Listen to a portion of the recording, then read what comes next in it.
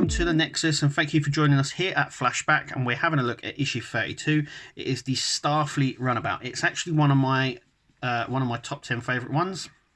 It's a really nice size. We'll have a closer look at that in just a minute.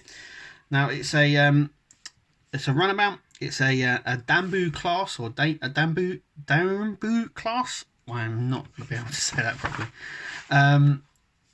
So it's a Starfleet ship. I don't know what they're called, runabouts. Maybe that's just like a nickname that they've got.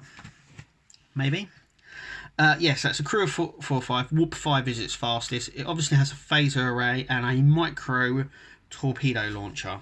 This is a Mission Pacific one, which I do believe has a micro torpedo launcher anyway, but I think this is like a weapons pod for it. So we have a lot of in-universe information. They have featured heavily in Deep Space Nine, but they also did feature in Next Generation as well. And this particular one we have is the Orinoco. There was also the Rio Grande and a few other ones as well. But there's a lot of in-universe information. It's the best way of describing what a runabout class is. It's a bit like a camper van, where it has everything that you need to live, basically, but for short periods. So it's more like if you were going on a camping holiday, the runabout is what you would take. You know, you'd have your replicator, your bed, a place to sit and study, and everything else. So it's sort of a little space, much bigger than a normal runabout, a normal shuttle, I should say, not a runabout. But I really like the design. It's a really nice design. Here we have a straight view here, top, back and front view. There's a load of interesting information and little trivia bits as well in this. Then we come on to the designing of the runabout, so how they went about it. So obviously we have the original TOS shuttle there, Janoland, another transport ship there from Undiscovered Country.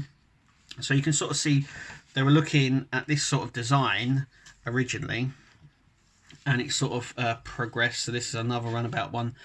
And then they've done it so the module in the middle of the runabout can be changed, a cargo module, or it can be a science module or something like that. Originally, it looks like the roll bar was going to have a deflector dish on, but it doesn't. It's a weapons mod or Pacific one. And then we come down to the other designs.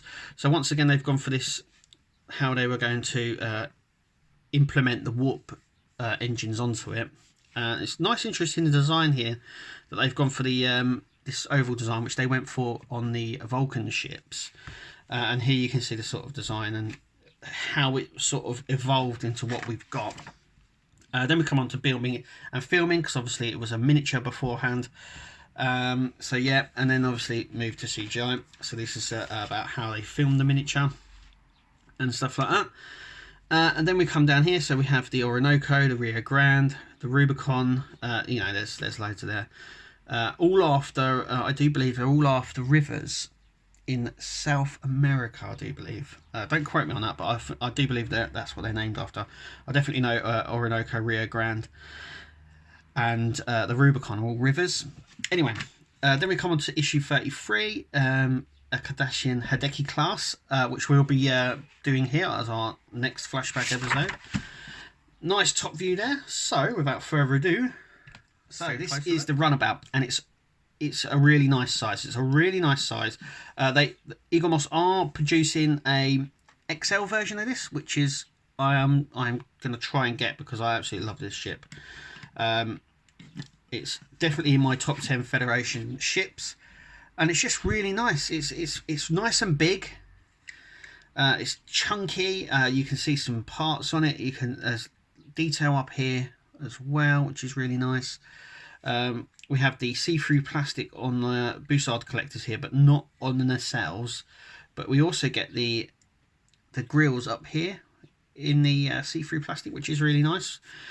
Impulse engines at the back as well, which is really nice. Little windows there. Underneath, it's really detailed. We can obviously see it says Orinoco there. That's just really nice. They produced a lot of models of these, but none with ever out the roll bar on. I think they did a model kit which I owned, and it never had the roll bar in it, and that was the Rio Grande. But this one's the Orinoco, which obviously has this weapons pod, which I think can be removed. But it's just a really nice chunky model. It's very detailed, and it's just I think the thing that gets it is the overall size. It's just a really nice size. It's got all the bits as well. You can really see into it. No details lost because of its size, and I just can't wait for the XL one. When the extra large version comes out, I'm definitely going to be picking that up. But yeah, it's a really nice ship. Definitely worthy of a collection. Like I said, it's in my top 10 Federation ships in the collection that are in the collection so far. It sits really nicely on the thing. You can see how big it is to the base. Yep, so it overhangs the base quite a bit, and it's just really nice. It's a sort of model that you could have on your desk at work or something like that. Instead of it's not going to be, it's not too fragile. This is not going to break if fallen off, and it sits on there really well. Anyway, thank you for joining us here for Flashback. We're having a quick look at, like we do every Flashback, at the ships that have previously been released. And just tell me what you think. I really like this. You can see the sort of pod here that's the cargo module or science module, whatever goes in there. And it's just a really nice one. I can't really praise it more. It's definitely worth a pick up if you're like... if you're cherry picking, then you have to pick this one out. It's really nice. Anyway, thank you for watching, and we'll see you in the next one.